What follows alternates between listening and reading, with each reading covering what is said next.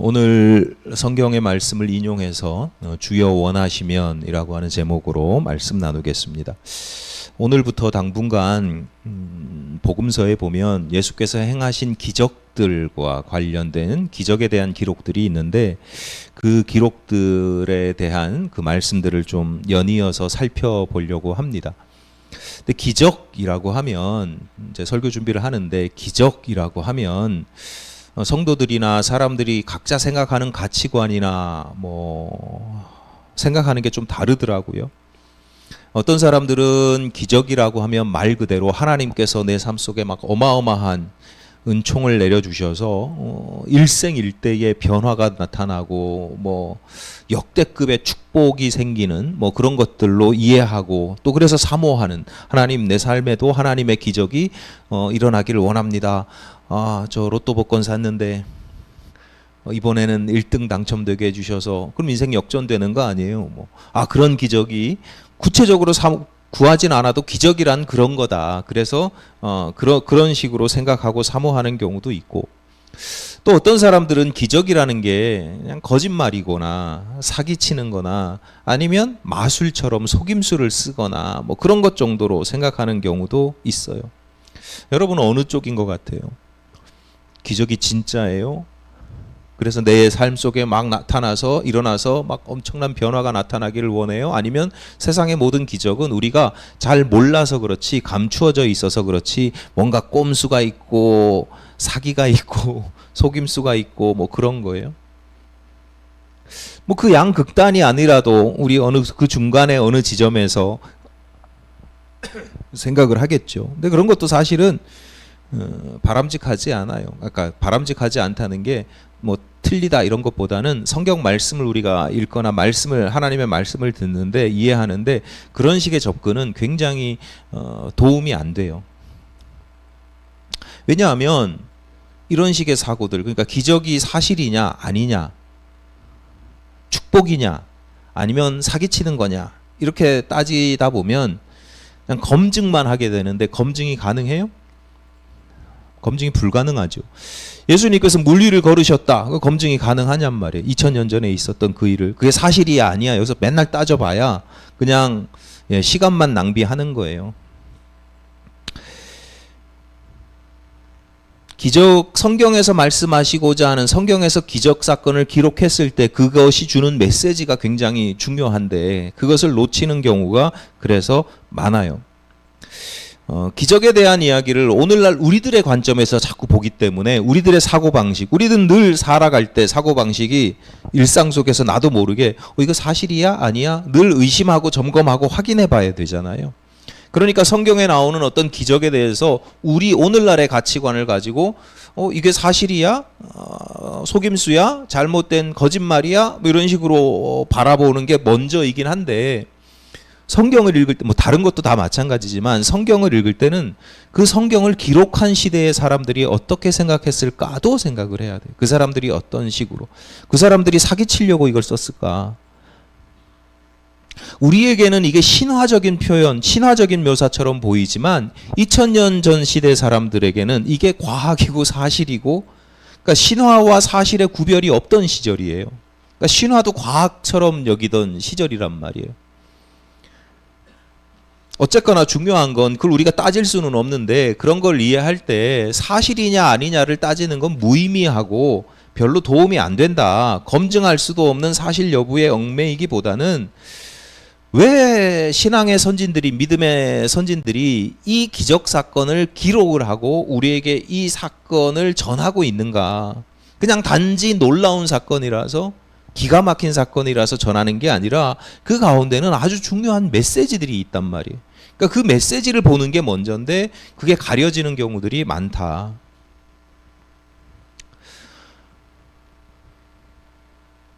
많은 사람들이 왜 기적의 어떤 사실 여부를 따지느냐? 그게 우리들의 오늘날의 생활 방식이니까 사고하는 습관이니까 사고하는 시스템이니까 그렇다고 하기도 하지만 또 하나는 그것이 가지고 있는 뭐 또 다른 의미들이 있어요. 기적은 여러분, 기적은 좋은 거예요, 나쁜 거예요? 그러니까 여러분에게 기적이 일어나기를 바래요?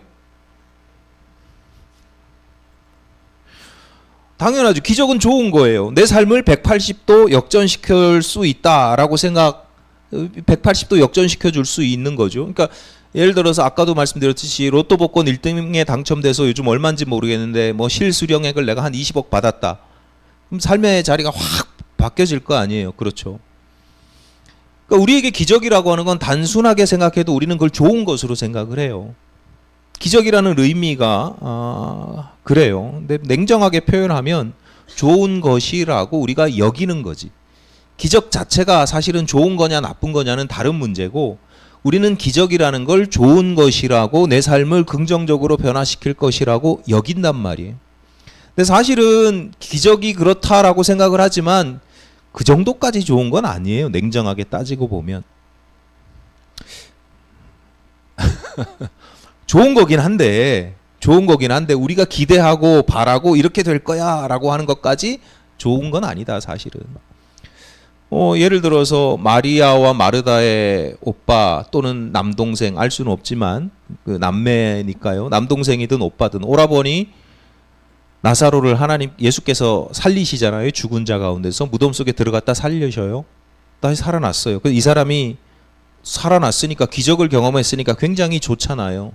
얼마나 기쁘고 즐거워요. 그 나사로도 좋지만 그 유족들 입장에서는 얼마나 이게 행복한 일이에요. 그래서 그 나사로가 영생불사하나요?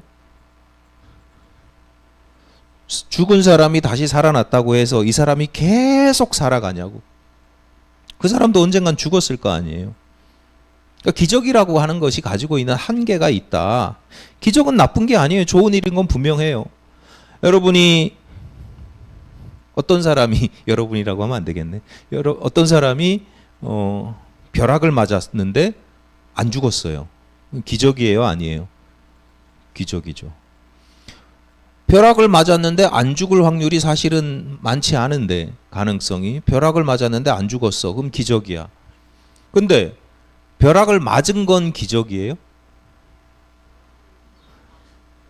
벼락을 맞은 건 마찬가지잖아요. 벼락 맞을 확률이 얼마나 돼요? 여러분 주변에 벼락 맞은 사람 있으세요? 내가 아는 사람 중에? 뉴스 말고. 그 정도로 없어요. 그 정도로 없는데 우리는 그걸 기적이라고 하진 않는단 말이에요. 어떤 때는 기적이라고 해요. 아주 저 나쁜 놈, 천벌을 받을 놈 하나님께서 딱 찍어가지고 어떻게 죄를 맞추셨지? 뭐 그럴 땐 그건 내가 생각할 때 좋을 때이고. 그러니까 기적은 좋은 거예요. 나쁘다는 게 아니에요. 기적은 좋은 거예요. 그런데 그 좋은 것의 한계가 딱 거기까지라는 거예요. 요즘 그 인기를 지금도 끌고 있는지 모르겠는데, 저는 안 봤는데, 영화 왕과 사는 남자인가? 왕과 함께는 없죠. 왕과 사는 남자. 예, 그 뭐 많이 보셨다고 하는데, 그 감독이 장항준이라고 하는 감독이에요. 감독 장항준 씨가 들려주는 자기 이야기예요. 국민학생 시절에 여름방학이었는지 겨울방학이었는지, 방학 이제 한참 막 철없이 놀고 있는데 어느 날 엄마가 그러더래요. 너 방학 숙제 안 하니? 그러더래요. 딱 보니까 개학이 다음 날이에요. 정신없이 놀다 보니까 방학 숙제 안 하니? 그래서 보니까 그래 숙제 해야지. 그러고 보니까 개학이 다음 날이에요. 우리 옛날 그 세대 방학 숙제를 해야 되면 제일 처음에 방학 숙제를 해야 되니까 뭘 찾았겠어요? 일기 말고 탐구 생활을 찾았대요. 요즘 아이들은 모르겠지만 옛날에 그런 게 있었어요. 탐구 생활을 찾았는데 아무리 찾아도 없더래요. 요즘이야 어디 가서 뭐 딴 데서 구해오고 하지만 그 시절에 그 탐구 생활을 어디서 따로 사올 수도 없고 구할 방법이 없잖아요. 게다가 그 당시에 초등학생, 국민학생들에게 탐구 생활을 안 한다? 잃어버린다? 이건 말이 안 되는, 학생으로서의 기본이 안 돼 있는 거잖아요. 다른 모든 숙제는 안 해도 탐구 생활은 일단 기본적으로 해야 되는 거잖아요. 그러니까 소년 장항준의 마음에 큰일 난 거예요. 이게 너무 무섭고 내가 이제 학교를 갈 수도 없고 이러면 아무리 철없이 놀던 아이라 하더라도 내가 학생으로서 너무 기본이 안 돼 있고 그래서 계속 방을 찾았대요. 탐구 생활을. 계속 안 나오는 거예요. 그래서 무릎 꿇고 기도를 합니다. 교회도 안 다니는데. 근데 기도 내용이 짧지만 간절하지만 정확하더라고요. 하나님, 탐구 생활 찾게 해주세요. 찾게 해주시면 제가 앞으로 교회도 매주 열심히 나가고 하나님 열심히 믿겠습니다. 그리고 예수님의 이름으로 어디서 들었는지 배웠는지 기도합니다 해서 기도를 했어요. 그리고 눈을 들어서 다시 보니까 탐구 생활이 보여요, 안 보여요?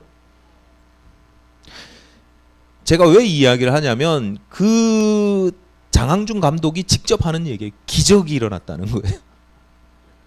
내가 분명히 아까 여러 번 찾았는데 그곳을 찾았는데 아까는 보이지 않던 게 기도를 하고 나서 봤더니 보이더라는 거예요. 찾았다는 거예요. 그래서 기적이 일어났대, 자기한테. 제가 하는 얘기가 아니에요. 우리는 제3자니까 뭐 그럴 수도 있지, 뭐 이럴 수 있겠지만 본인이 고백하는 거예요. 기적이 일어났다는 거예요.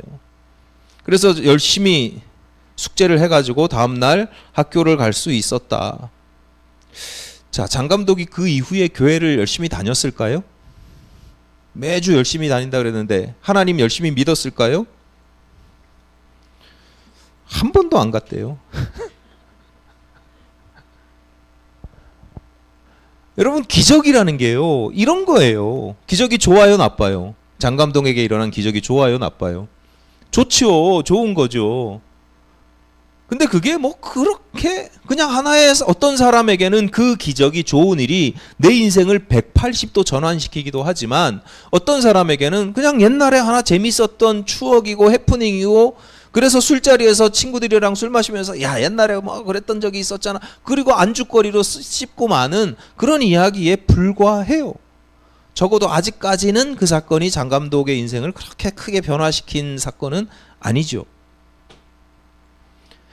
다시 말씀드립니다만 기적은 그 자체가 중요한 게 아니라 그것이 주는 메시지, 그것이 나에게 어떤 의미로 받아들여지느냐 하는 것이 매우 매우 중요하다. 그러니까 성경에 있는 기적들을 오늘 우리가 살펴볼 텐데 그 기적들에 대해서도 메시지가 중요한 거지 그 사건 자체가 일어나느냐 아니냐 하는 것은 좋긴 하지만 그렇게 여러분이 생각하는 것만큼 그렇게 막 대단한 건 아니라는 거예요. 요즘 대한민국에서 살아가는 것이 요즘 여러분 즐거운 편이세요? 아니면 힘겨우세요? 하루하루를 살아가는 게 내가 지금 제가 느끼는 거 말고 내가 평소 일상을 살아가면서 아유 감사해라 이러면서 살아가십니까? 아유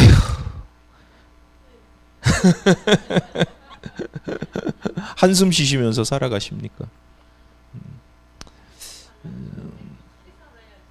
즐겁게 살아야 되는 건 아는데 본인이 그렇게 사냐고.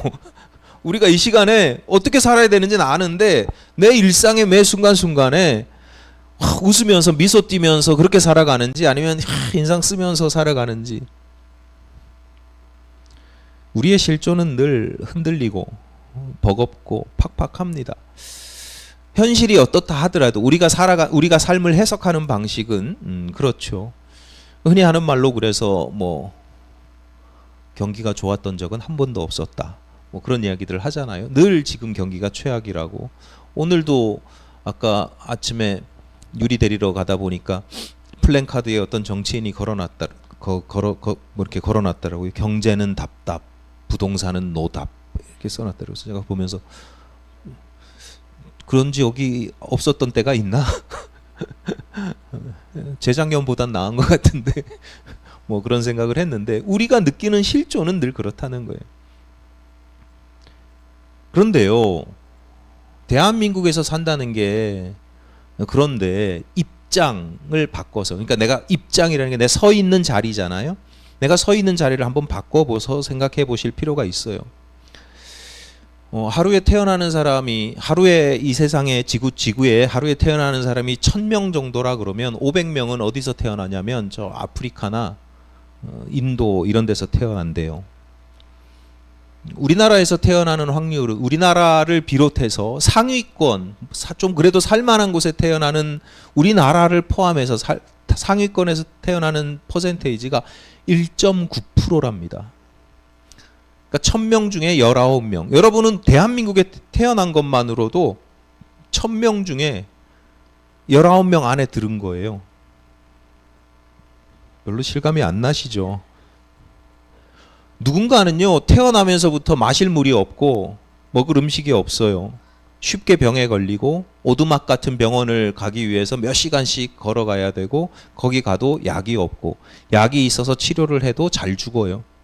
병원에 가고 말고의 차이는 굳이 아프리카까지 안 가도요. 제가 지난번에 캄보디아 갔다 왔잖아요. 캄보디아 갔을 때 그 선교사님이 하시는 얘기가 여기는 아프면 여기 병원 가면 안 된대요. 그래서 왜 그러냐 그랬더니 병원에 가면 내가 무슨 병인지 알고 죽는 거고 안 가면 모르고 죽는 거고 뭐 그렇다는 거예요. 근데 병원에 가서도 알면서 죽는 것도 아닌 경우도 많고 병원에 가도. 그러니까 병원에 가서 최선이 알고 그러니까 그냥 하는 이야기지만 그 정도로 열악해요.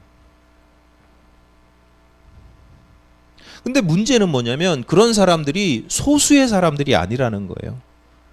대다수. 지구촌을 이루는 대다수의 사람들이. 그러니까 그들의 입장에서 대한민국을 살아가는 사람들, 대한민국에서 태어난 사람들, 대한민국을 살아가는 사람들이 현실적으로 힘들고 팍팍하다고 여기는 그 삶이 그들 입장에서는 기적 같은 삶인 거예요. 어떻게 저렇게 살 수 있지? 있을 수 없는 그들의 세계에서는, 그들의 세계관에서는, 자신들의 상상에서는 도대체 있을 수가 없는 일들을, 사건들을, 복된 것, 축복을 누리면서 살아가는 거거든요. 기적 같은, 저건 일어날 수가 없는 일이야 하는 것을 누리고 살아간단 말이에요. 우린 아프다 하지만 아프면 가까운 병원에 갈 수 있잖아요. 가서 주사 한 방 맞으면 낫잖아요. 우린 너무 당연한데, 그래서 그냥 우린 주사 맞으면서 아파 죽겠어 그냥 이러고 마는데, 어떤 입장을 바꿔놓고 보면 그 사람들에게는 그게 어떻게 그럴 수가 있어? 아프면 죽어야지. 감염되면 죽어야지. 근데 우리는 항생제 한두 알 먹고 살아난단 말이에요. 여러분, 그래서 기적을 잘 누리고 계시냐고 다시 말씀드리지만, 머리로 아는 것 말고 그걸 잘 누리고 계시냐고. 예전에 어느 주일날 오후에 저녁에 우리 교인 성도님 부부와 함께 간단하게 저녁 식사를 했어요. 그러니까 식당으로 가는 차에서 이동 중에 그 아내분이 흘러가듯 하시는 말씀이 이런 말씀을 하시는 거예요. 야, 이렇게 여유를 가지고 건강한 몸과 즐거운 마음으로 맛있는 음식을, 식사를 맛있게 할 수 있는 게 얼마나 참 감사한지 모르겠다. 제가 참 마음이 좋았어요. 마음이 좋고 충격을 받았어요. 그러니까 충격? 이렇게 좀 긍정적인, 그런 게 삶을 누리는 거죠. 그 순간에 누리는 거죠. 이게 참 감사한 일이잖아요. 어쩌면 아무것도 아니에요. 그냥 같이 저녁 먹으러 가는 거예요. 그런데 아는 거죠. 이런 상태가 계속 지속되진 않는다. 내 인생에서 언젠가는 이런 여유가 없어질 것이고, 몸은 불편해질 것이고, 마음은 짜증낼 것이고, 뭔가를 씹고 삼켜도 쓰기만 할 때가 곧 온다. 그래서 그때를 생각하면서 염려하는 게 아니라, 야, 그때 내 입장을 그때로 돌이켜보면, 야, 내가 10년 후가 되면 이 시간이 참 기적적인 시간이고 감사한 시간이겠다, 복된 시간이겠다. 그래서 그걸 현재적으로 누리고 있단 말이죠. 참 지혜롭다, 그런 생각이 들었어요. 누구나 이론적으로는 다 알고 있는데, 다 알고 있잖아요. 여러분, 제가 지금 이렇게 말씀드릴 때 아니에요 이러실 분 어디 있어요? 다 맞는 말이지 뭐. 근데 중요한 건 다시 말씀드리지만, 삶에서 그렇게 누리고 계시냐.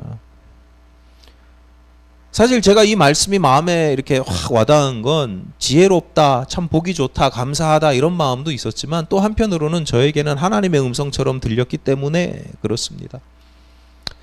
좀 정말 외람된 말씀이지만, 제가 설교 시간에 다른 사람 얘기할 수는 없고 그냥 자꾸 그래서 제 이야기를 하고 그러다 보면 제가 이제 흉스러운 이야기도 좀 그런 것도 있는데, 좀 외람된 말씀을 드리면 진짜 죄송합니다. 제 나이가 이제 50대 중반이거든요. 제가 여기 20대 말에 왔어요, 분당교회에. 50대 중반이 됐어요. 그 전에도 점점 그랬지만 뭐든지 예전 같지가 않은 거예요. 여러분도 50대 중반일 때를 한번 생각해 보세요. 뭐든지가 예전 같지가 않아요. 심각할 정도입니다. 제가 의사한테 물어봤다니까요. 이게 노한 건 알겠는데 이 정도로 심각해도 되냐. 제가 물건을 하나 가지러 갔다가 3번을 왔다 갔다 한 적이 있어요. 가지고 왔는데 가지러 가면서 뭘 놓고 왔어 다시. 그래서 또 다시 가지고 또 놓고 오고. 왜 이러지? 예전에는 안 그랬는데, 예전에는 그렇게 집중하지 않아도 예민해가지고 다 챙겼는데 왜 이러지? 예전에는 안 그랬는데. 마음이 불안하고 막 힘든 거예요. 애써 태어난 척 나이가 드니까 그러는 거야 라고 하지만 마음 한편으로는 제가 예전에 얼마나 좀 이렇게 좀 민감한 편이어서 더 그 충격이 아마 큰 것 같아요. 그런 마음을 계속 가지고 살고 있었거든요. 저도 모르게. 그런데 집사님 말씀을 듣고 보니까 그런 생각이 드는 거예요. 아, 나 왜 이러지? 예전에 비교했을 때 왜 이러지? 이러다가 집사님 말씀을 듣고 나니까 내가 10년 후에는 지금보다 더 할 텐데 20년 후에는 내가 살아있을지는 모르겠지만 이야, 앞으로 어떻게 될까? 이게 예전처럼 회복이 될까? 아니면 더 심해질까? 당연히 더 심해질 거 아니에요. 그래서 걱정하고 염려하는 게 아니라 심해지는 건 심해지는 거고, 지금을 누려야 되겠다. 옛날에 어른들이 그런 얘기 했잖아요. 지금이 내 인생, 남아있는 내 인생의 최고의 순간이라고.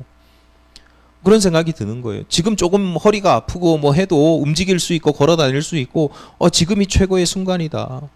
그 최고의 순간을 내가 만끽하지 않으면 5년 후에 10년 후에 이 시절을 또 후회하고 그 시절은 또 고통 속에 지내고 누가 보더라도 축복 복된 삶을 살아가고 있는데 어제 죽은 사람들이 그토록 살고 싶었던 내일을 우리가 오늘을 살아가고 있는데 누구에게는 굉장히 기적 같은 일인데 그걸 내가 못 누리고 그러니까 기적이 그 인생에 아무리 기적이 많아도 그걸 못 누리는 사람한테는 그 기적을 어떻게 이해하고 인식하고 해석하고 누리느냐가 중요한데 기적 같은 일들이 아무리 사건으로 많이 일어나도 내가 못 누리면 아무 소용이 없는 거죠. 다시 말씀드립니다. 제가 지금 계속 반복해서 강조하고 있는 거예요. 기적 또는 기적과도 같은 사건 그 자체가 중요한 게 아니다. 그것을 제대로 인식하는 것, 바르게 이해하는 것, 그리고 건강하게 누리는 것이 훨씬 중요하다. 그렇지 못하니까 지나온 우리의 삶도 온통 기적들로 채워져 있음에도 불구하고 많은 사람들이 그것을 누리지 못하고 있는 거고 신앙적으로도 마찬가지예요. 내가 하나님을 알고 예수님을 믿고 그분의 말씀을 따라 살아가고 하나님 나라에 소망을 두고 살아가는 것이 이미 기적이에요.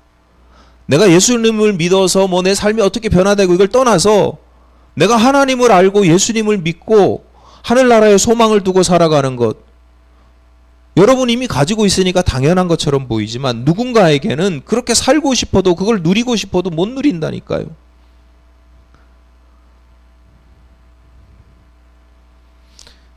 대한민국에 태어났다고 여러분 태어나고 싶어서 태어난 게 아니잖아요. 그런데 상위 1.9%래요. 기적이잖아요. 제가 꼭 이게 설교 시간에 꼭 굳이 이런 얘기를 안 해도 되는데 제 성격상 이런 얘기를 꼭 해야 돼요. 저는 아프리카에서 태어났다고 해서 그렇다고 저주받았다고 보지는 않습니다. 그러니까 제가 아프리카에서 태어나지 않은 게 복이야 이렇게 여기지는 않아요. 제 나름대로 해석하는 게 있는데 가지고 있는 가치관이 있는데 하나님께서 저를 아프리카가 아닌 대한민국에 태어나게 하신 것은 제가 그만큼 연약한 인생이라서 그래요.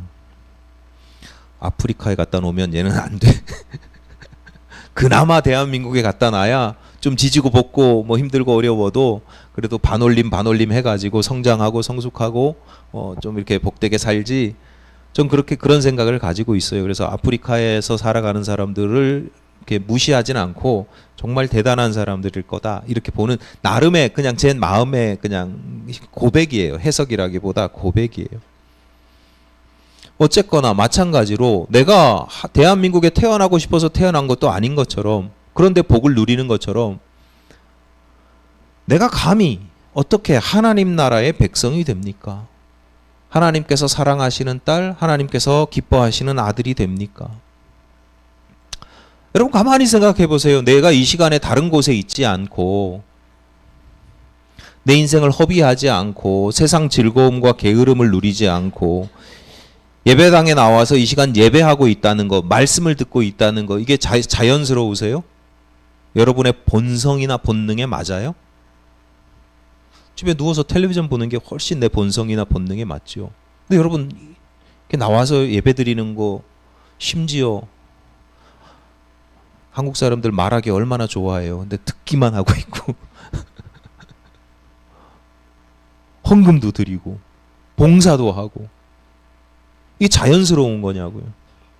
사실은 이런 것도 따지고 보면 기적이에요, 기적. 여러분이 이 시간에 나와 앉아 있고 예배하는 것도, 우리 한상현 집사님이 10년 전에 자기가 예배당에 앉아서 예배할 거라고 상상을 했을까요? 전혀 못하는 거예요. 그러니까 우리는 이미 누리고 있기 때문에 아무것도 아닌 것처럼 대수롭지 않게 여기지만, 사실은 우리는 수많은 기적과도 같은 일들 가운데 있어요. 중요한 건 그걸 알아야 되고 인식해야 되고 이해해야 되고 누려야 된다는 거죠. 그렇지 않으면 기적이라는 게 사건으로서는 아무 의미가 없다. 자, 오늘 본문의 기적 사건, 문둥병자가 예수께 고침을 받은 이 사건은 공관복음서, 마태, 마가, 누가복음서에 모두 기록됩니다. 내용이 조금씩은 대동소이하다 하더라도 거의 비슷합니다. 우리가 읽은 마태복음에서 이 사건이 가지는 특이점이 하나 있다면, 뭐 특이한 건 아니고 그냥 특별한 점이 하나 있다면 최초, 그러니까 마태복음에 기록된 기적으로서는, 그러니까 기적의 사건들로만 봤을 때 마태복음에서는 가장 처음에 기록된 기적 사건, 첫 번째 기적이라는 거예요. 예수께서 마태복음에 의하면 예수께서 공생애를 이제 공적인 생애를 시작하시면서 가장 먼저 하신 게, 사람들을 저기 산 위에 부르셔서 산 위에서, 산 아래 이렇게 사람들을 모아놓고 산 위에서 말씀을 전하신 거예요. 그게 마태복음 5, 6, 7장에 있어요. 이게 산상수훈이라고 해요. 복음서는 예수가 누군가, 복음이 누구인가, 복음이 무엇인가를 설명하는 책인데, 마태복음에서는 가장 먼저 예수가 복음이잖아요, 복음서는. 근데 마태복음에서는 가장 먼저 예수가 우리에게 복음인 이유를, 예수님을 말씀의 수여자, 예수님을 말씀 그 자체로 설명하고 있는 거예요. 왜냐하면 유대인들에게 그런 마태복음은 유대인들을 위한 복음서거든요. 유대인들이 이해하기 쉽게 기록한 복음서인데, 유대인들에게는 하나님은 말씀으로 역사하시는 분이에요. 다른 종교는, 다른 신들은 다 상이 있잖아요. 신전이 있고. 근데 여호와 하나님의 특이한 점은요, 그 고대 사회에 형상이 없어요. 형상을 만들지 말라고 그러세요. 그럼 어떻게 당신을 드러내시냐면 말씀으로 드러내신단 말이에요. 그 말씀을 최초로 이렇게 본격적으로 탁 전해준 사람이 모세예요. 그러니까 산 위에서, 시내산에서 십계명을 받고 말씀을 전해준 거예요. 그러니까 마태복음에서는 예수님이 마치 그 모세처럼 하나님의 말씀을 전해주는, 말씀의 수여자, 말씀으로 오신 분이라고 하는 걸 탁 마태복음에서는 맨 처음에 탁 강조하는 거예요. 그리고 이제 산에서 내려오신 예수께서 1년의 기적을 몇 가지, 1년에 연속되는 그 기적들을 행하셔요. 그 첫 번째가 오늘 본문의 경우 문둥병자를 고쳐주신 일이고요. 두 번째가 다음에 보시겠습니다만, 백부장의 믿음을 보시고 그 백부장의 하인을, 중풍병 걸린 백부장의 하인을 고쳐주신 내용이고, 그리고 세 번째가 베드로의 장모가 열병에 걸렸는데 그 장모를 고쳐주신 사건이에요. 그것만으로 끝나는 게 아니라 16절, 그 사건을 세 개를 기록하고 16절에서 뭐라고 기록하냐면, 저물매 사람들이 귀신 들린 자를 많이 데리고 예수께 오거늘 예수께서 말씀으로 귀신들을 쫓아내시고 병든 자들을 다 고치시니. 그러니까 대표적인 병고침의 사건 세 가지를 기록하고 그 외에도 많은 사람들이 병 고침을 받고 귀신을 내쫓아 주시는 그 기적을 예수님께서 그날 산에서 내려오셔서 행하셨다라고 하는 거예요. 무슨 의미가 있어요? 이게 상상하실 필요 없어요. 성경에서 아주 친절하게 알려주고 있어요. 16절을 그렇게 고쳐주셨다 하고 17절 바로 뒤에 17절에 이는 선지자 이사야를 통하여 하신 말씀에 우리의 연약한 것을 친히 담당하시고 병을 짊어지셨도다 함을 이루려 하심이더라. 그러니까 이 모든 일련의 병 고침의 사건은 이미 이사야 선지자가 예언한 것처럼 메시아가 오시면, 그 메시아가 그리스도가 오시면, 복음이 오시면 우리의 모든 병든 것을, 연약한 것을 친히 담당하시고 병을 짊어주신 그 모습을 구현하신 것이다. 다시 말씀드립니다. 반복해서 말씀드립니다. 여러분 계속 앞으로 기적 사건을 볼 때마다 여러분이 딱 가슴에 새기고 들으셔야 되는 거예요. 기적 사건보다 중요한 건 그 기적의 의미이다. 그 성경에 적어도 이 기록된 의미는 예수님께서 곧 병 고치시는 분, 오늘 본문을 포함해서 주님께서 행하신 모든 기적들이 갖는 의미가 있는데, 그 기적들을 통해서 전하고자 하는 메시지가 있는데, 예수께서 하나님의 아들이라는 거예요. 그리스도로 오셨다는 거예요. 우리를 구원하시기 위해서 과거에 예언되었던 그 메시아가, 그리스도가 바로 이 예수라는 거예요. 특히 오늘 본문에 기록된 일련의 병고침 치유의 기적들을 통해서 그 그리스도의 구원의 방식, 그리스도께서 우리를 구원하시는 방식이 뭐냐? 우리의 연약함을 담당하시고 병을 짊어지시는 분, 우리의 그리스도는 그런 그리스도라는 거예요. 예수님은 하나님의 말씀을 전하기만 할 뿐만 아니라 산상수훈이 그런 거잖아요. 우리 황금률이라고 하는 건 이건 이렇게 해야 돼, 저건 저렇게 해야 돼. 네 오른눈이 죄 지으면 왼쪽 눈을 뽑아야 돼.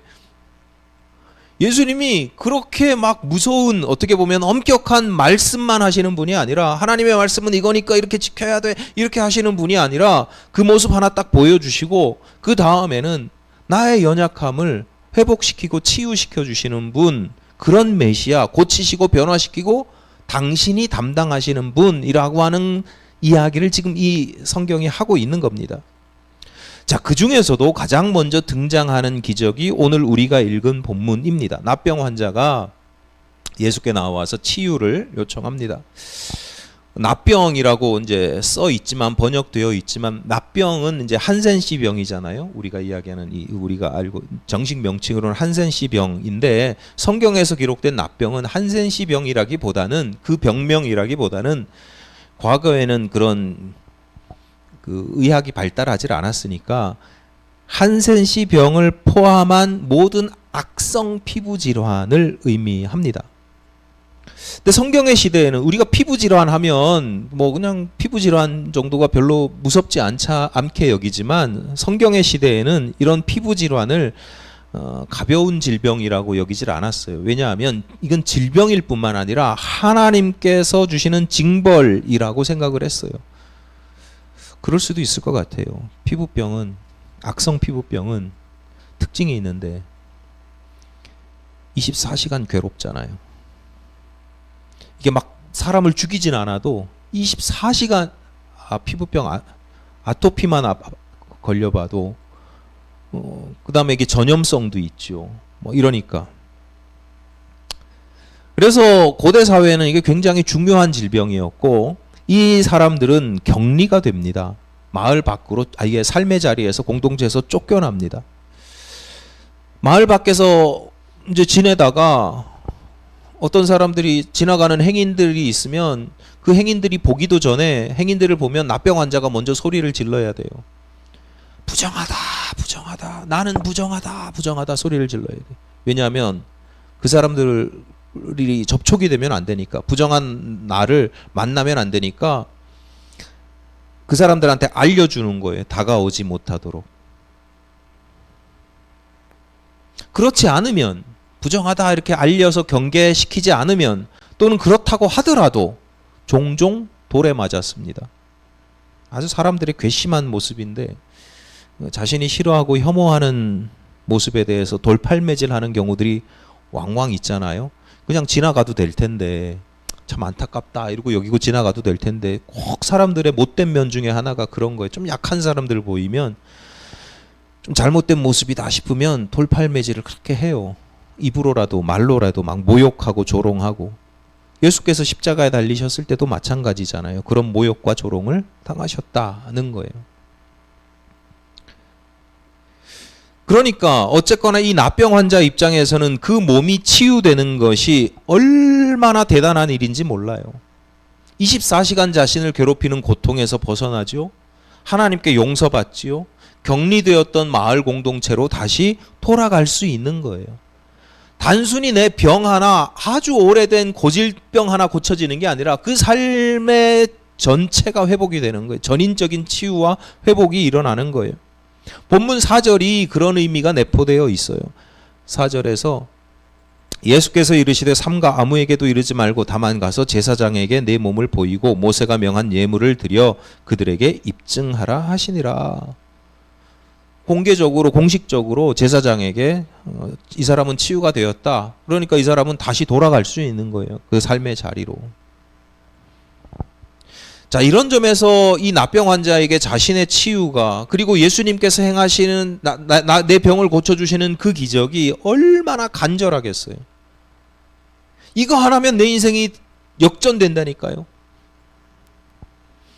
맨날 돌밭에서 바위 틈 사이에서 춥고 딱딱한 데서 그렇게 지내다가 이제 고쳐주시면 집으로 돌아가서 포근한 침대, 그 시절은 포근한 침대가 없었겠네요. 뭐 어쨌거나 뭐 이렇게 모포 깔아놓고 따뜻한 화토불 피우고 또 모르죠. 또 사랑하는 아내와 또 오랜만에 껴안고 그럴 수 있잖아요. 얼마나 간절하겠어요. 본문 2절입니다. 함께 읽겠습니다. 시작. 한 납병 환자가 나와 절하며 이르되 주여 원하시면 저를 깨끗하게 하실 수 있나이다 하거늘. 자세한 정황을 알 수는 없지만 이 기록이 굉장히 덤덤하게 쓰여져 있지 않아요? 이 납병 환자의 태도가. 주님 저를 고쳐주십시오. 바디메오처럼 다윗의 자손이여 나를 고쳐주십시오 막 이러는 것도 아니고 와서 엎드려가지고 주여 당신이 원하시면 저를 깨끗하게 하실 수 있습니다. 굉장히 신사적이고 담담하고 젠틀하게 주님께서 내 병을 치유하실 것이라고 하는 믿음을 고백하는데 당신에게 그 능력이 있음을 압니다. 그런데 그 치유의 여부는 나의 소원이나 나의 뭐 간절함이나 뭐 이런 게 아니라 주님의 뜻에 달려 있습니다. 3절입니다. 예수께서 손을 내밀어 그에게 대시며 이르시되 내가 원하노니 깨끗함을 받으라 하시니 즉시 그의 납병이 깨끗하여진지라. 예수님도 덤덤하게 말씀하십니다. 그래? 내가 그럼 원하지. 원해. 나을 거야.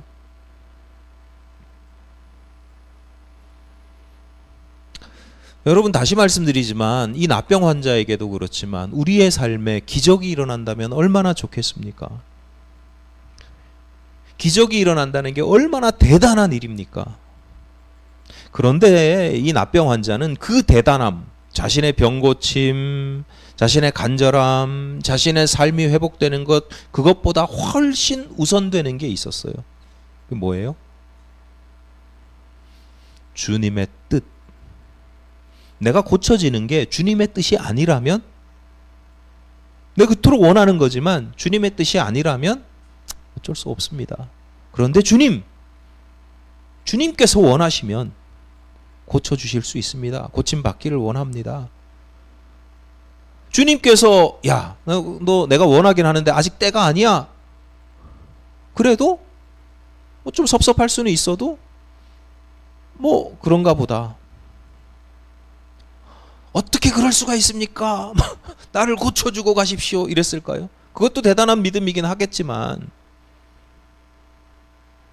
주님께서 내 병을 못 고쳐주니까 말이야 저런 식으로 변명하는 거야. 그러겠어요? 이 사람이 지금 보인 태도가? 마태복음은 예수께서 행하신 가장 첫 번째 기적 사건을 기록하고 우리에게 들려주면서 명심하라는 거예요. 너희가 기적을 대할 때, 어떤 기적을 사모하거나 기적을 경험하거나 기적을 대할 때 그 기적 사건에 마음 빼앗기지 말고 어떤 마음의 자세, 어떤 믿음의 태도를 가져야 되는지를 분명하게 지금 지적하고 강변하고 있는 겁니다. 이 기적이 얼마나 대단한지, 그래서 내 삶에 어떤 영향을 끼치는지, 어떤 복된 일인지 그게 중요한 게 아니라 주님의 뜻이 우선되어야 한다라고 하는 사실을 애써 강조하고 있는 겁니다. 첫 번째 기적 사건을 그걸 보여주면서 앞으로 모든 기적 사건을 보면서도 그걸 기억해라. 여러분 명심하십시오. 기적뿐만 아니라 우리가 신앙생활하는 것, 기도하는 것, 예배하는 것, 그런 것들이 나의 결핍을 채우거나 위로를 받거나 치유가 되거나 소원을 이루기 위한 노력들입니까? 차라리 돈을 보세요. 돈이 해줄 수 있는 게 더 많을 수도 있어요. 그 모든 것보다 훨씬 우리가 기도하면 하나님께서 나의 결핍을 채워주시고 위로하고 회복해 주시기도 하지요. 그런데 그 모든 것보다 앞서는 게 있는데 주님의 뜻이라고 하는 거예요. 그래서 예수께서도 너희들이 무엇을 먹든지 무엇을 마시든지 다 좋아. 다 그 구해도 돼. 그런데 먼저 무엇을 구하라고 그래요? 먼저 그의 나라와 그의 의를 구하라. 그의 의라는 게 하나님의 뜻이에요. 기적과 같은 자극적이고 놀라운 사건에만 마음을 빼앗기지 말고 그건 하나님께서 더해서 주실 거야. 그런데 항상 우리의 마음은 주님의 뜻을 향해 있어야 된다. 여러분 그 주님의 뜻을 구하고 따르시는 복된 성도 여러분이 되시기를 간절히 바랍니다.